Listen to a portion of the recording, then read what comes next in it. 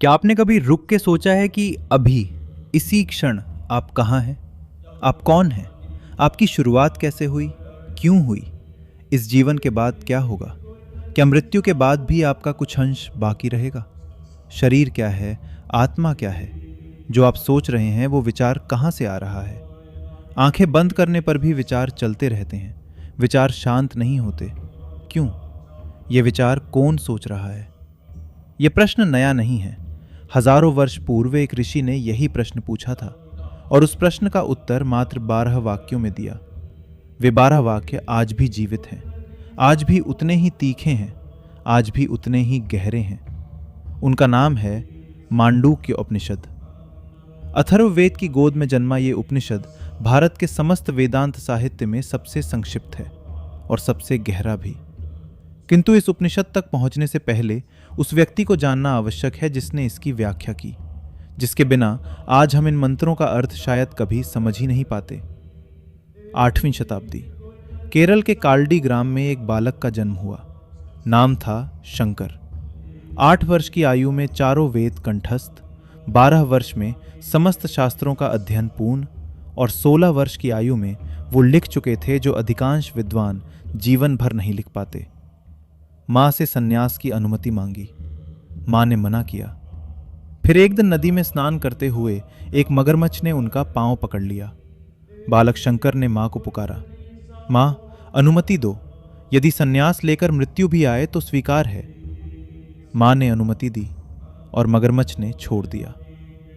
यह केवल एक कथा नहीं है, यह उस व्यक्ति का परिचय है जिसने संसार को संसार जानते हुए भी त्यागा और त्यागने के बाद पूरे भारत को दिया।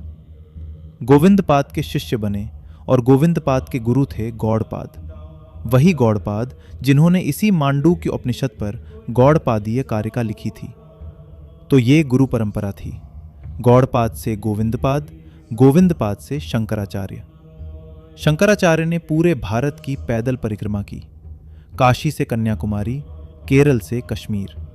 जहां जहां गए शास्त्रार्थ किया, मठ स्थापित किए, शिष्य बनाए और जो ग्रंथ लिखे वे आज भी भारतीय दर्शन की रीढ़ हैं। ब्रह्म सूत्र पर भाष्य, भगवद गीता पर भाष्य, 10 प्रमुख उपनिषदों पर भाष्य और इस मांडूक्य उपनिषद पर भाष्य, जिसे उन्होंने वेदांत का सार संग्रह कहा। परंपरा कहती है कि 32 वर्ष की आयु में उनका देहावसान हुआ।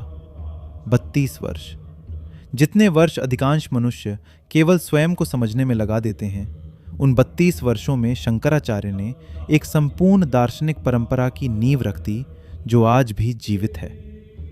और उन्होंने जो सिखाया उसका केंद्र था एक वाक्य, अहम ब्रह्मास्मि, मैं ब्रह्म हूं। ये अहंकार नहीं है, ये उस द्वैत की निवृत्ति है जो हम सब ने मान ली है कि मैं अलग हूं और संसार अलग है। शंकराचार्य कहते हैं ये मान्यता ही अज्ञान है और मांडूक्य उपनिषद उस अज्ञान को जड़ से उखाड़ने का शास्त्र है। तो इसे क्यों पढ़ें? इसलिए नहीं कि यह प्राचीन है, इसलिए नहीं कि पूजनीय है, इसलिए पढ़ें क्योंकि ये आपके बारे में है, आपकी नींद के बारे में, आपके स्वप्न के बारे में, उस अवस्था के बारे में जो जागृति और निद्रा दोनों से परे है, जो आप वास्तव में हैं।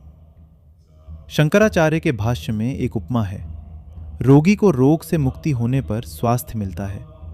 उसी प्रकार जो आत्मा दुख के साथ अपना तादात्म्य अर्थात जो खुद को दुख से एक मान बैठी है, जैसे पर्दे पर लगी आग देखकर दर्शक सच में कांपने लगे, जब उस आत्मा को द्वैत प्रपंच, इस भेद से भरे बिछे हुए संसार की निवृत्ति होती है, तब स्वास्थ्य मिलता है। वो स्वास्थ्य ही मोक्ष है और उस मोक्ष का मार्ग ये मांडूक्य उपनिषद है। मांडूक्य उपनिषद का पहला मंत्र ओम, बस यही एक अक्षर, और उसके बाद कहा गया ओमित्येतदक्षरम इदं सर्वम। मांडूक्य उपनिषद कहता है कि ओम ये अक्षर ही ये सब कुछ है। शंकराचार्य इसकी व्याख्या अत्यंत सूक्ष्मता से करते हैं। वे कहते हैं जो भूतकाल है, जो बीत गया है, वो ओंकार है। जो भविष्य है, जो आने वाला है, वो भी ओंकार है। जो वर्तमान है, ये क्षण जिसमें आप जी रहे हैं, वो भी ओंकार है। और जो इन तीनों कालों से भी परे है, जिसका न आदि है न अंत, वो भी ओंकार ही है। जो कुछ है वो ओंकार है। ओंकार कोई एक वस्तु नहीं जो बाकी वस्तुओं के बीच हो। वो नींव है जिस पर सब कुछ खड़ा है। जैसे घड़ा मिट्टी से अलग नहीं, घड़ा मिट्टी ही है, वैसे ही ये सारा जगत ओंकार से अलग नहीं है।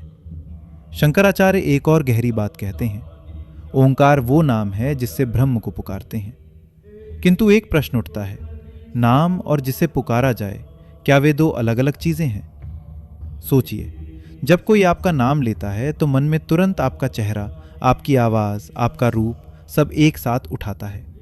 नाम अलग नहीं, व्यक्ति अलग नहीं, दोनों एक साथ मन में जागते हैं, अलग अलग नहीं। छांदोग्योपनिषद इसी सत्य को और गहरे ले जाता है।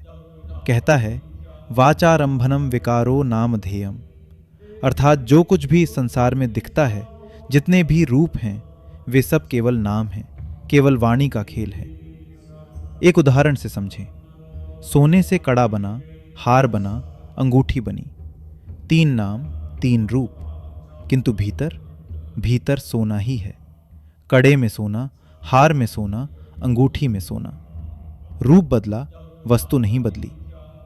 उसी प्रकार इस समस्त जगत में पेड़, पहाड़, मनुष्य, देवता, अनेक नाम, अनेक रूप, किंतु भीतर भीतर एक ही तत्व है, और उस तत्व का नाम है ओंकार। वो ब्रह्म है।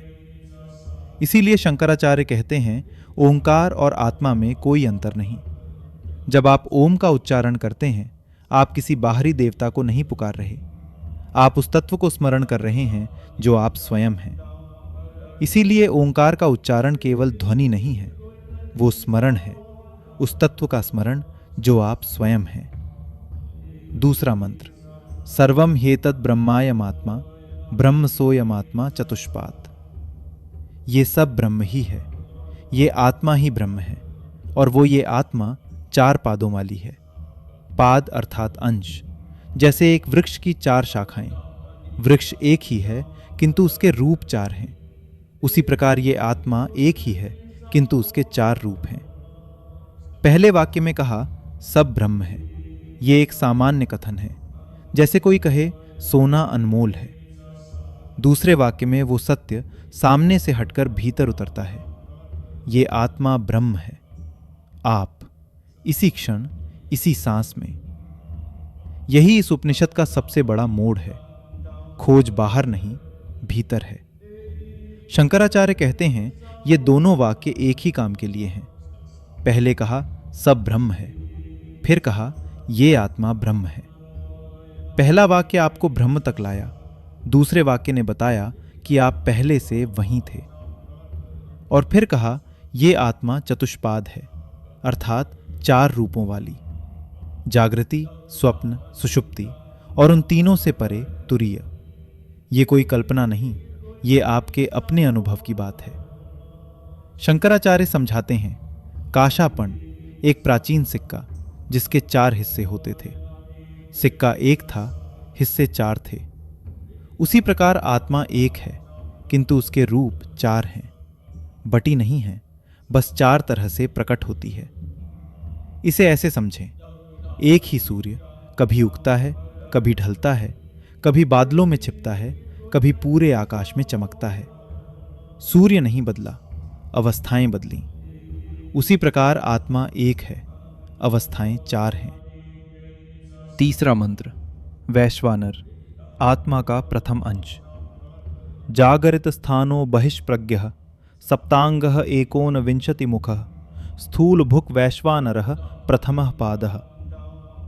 ये मंत्र आत्मा के पहले अंश को समझाता है, जिसे वैश्वानर नाम दिया गया है। वैश्वानर जागृत अवस्था है, यानी जागने की अवस्था। जब आंखें खुली हैं, दुनिया दिख रही है, मन सोच रहा है, ये वैश्वानर है। इस अवस्था में ध्यान बाहर है, दुनिया की तरफ। किंतु शास्त्र इस साधारण सी जागृति को बहुत असाधारण तरीके से देखता है। इस अवस्था के 7 अंग हैं। सिर स्वर्ग है, नेत्र सूर्य है, प्राण वायु है, देह आकाश है, जल मूत्र स्थान है, पृथ्वी चरण है, और अग्नि, यज्ञ की आहवनीय अग्नि, इसका मुख है।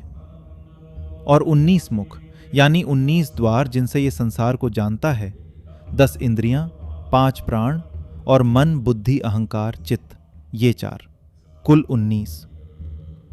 इसका क्या अर्थ हुआ? जो आत्मा आपके भीतर जागती है वही विराट आत्मा समस्त ब्रह्मांड में व्याप्त है। जब सूर्य उगता है वो आत्मा का नेत्र खुलता है।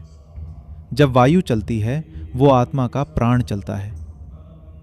शंकराचार्य कहते हैं समस्त नरों को नयन करने के कारण ये वैश्वानर है। वैश्वानर वो जो सब में एक ही चेतना के रूप में विराजमान है। जब ये समझ में आता है तब आप किसी को देखकर ये नहीं सोच सकते कि वो आपसे भिन्न है, क्योंकि जो आप में जागता है वही उसमें जागता है। तो ये था वैश्वानर, जागृति की आत्मा, विराट, सब में व्याप्त, इस दिखते हुए जगत का अनुभव करने वाला। किंतु प्रतिदिन संध्या होती है, आंखें बंद होती हैं और वो वैश्वानर जो इतना विशाल था, जिसका सिर स्वर्ग था और चरण पृथ्वी, वो कहाँ जाता है?